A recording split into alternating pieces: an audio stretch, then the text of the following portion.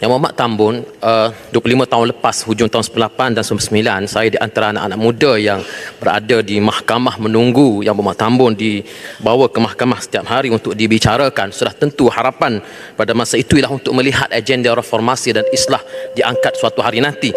Cuma persoalan di sini, saya mohon maaf kepada Yang Muhammad Bagan Datuk, tidak ada personal, cuma persoalan saya, apakah melantik anggota pentadbiran di peringkat tertinggi daripada kalangan yang didakwa kes pecah amanah tidak menjejaskan agenda madani yang diwar-warkan?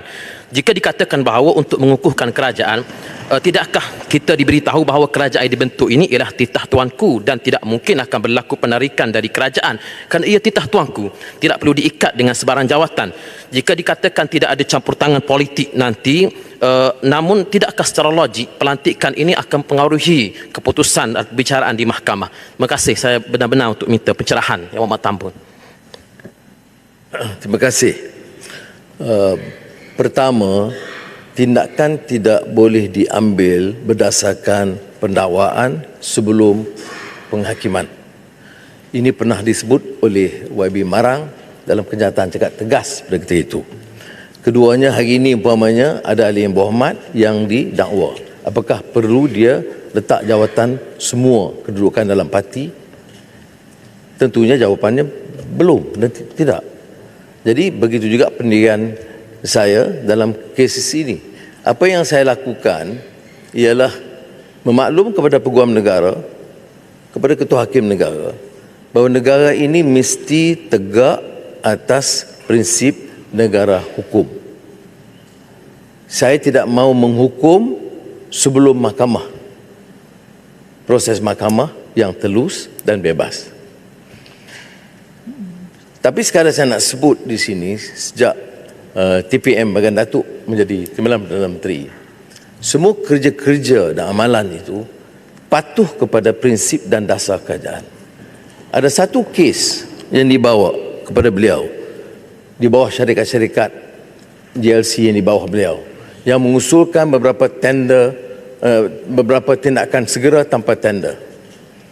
Beliau telah menulis patuh kepada arahan Perdana Menteri, Jemaah Menteri, semua mesti mengikut proses tender. Beliau ini kali pertama saya sebut, saya tidak maklum kepada beliau. Jadi saya beri jaminan kepada Yang Berhormat, saya tidak ada hasrat ganggu proses ini. Cuma persepsi mungkin tepat yang disebut oleh saudara Yang Berhormat Pasir Mas. Saya hanya boleh bagi jaminan ia tidak menjejaskan prinsip dan dasar termasuk madani yang saya tetapkan. Kalau saya nampak keras dalam soal rasuah, penyelewengan, pemunggahan kekayaan yang berlaku, yang ada bukti, ini saya tidak mahu meminta maaf. Tidak ada hubungan personal, walaupun saya tahu saya ditutup oleh sebahagian kononnya mencari salah. Arahan saya kepada mereka, termasuk pagi tadi mesyuarat dengan semua badan-badan ini, saya kata ambil tindakan. Saya tidak peduli dari parti, termasuk dari parti keadilan sendiri.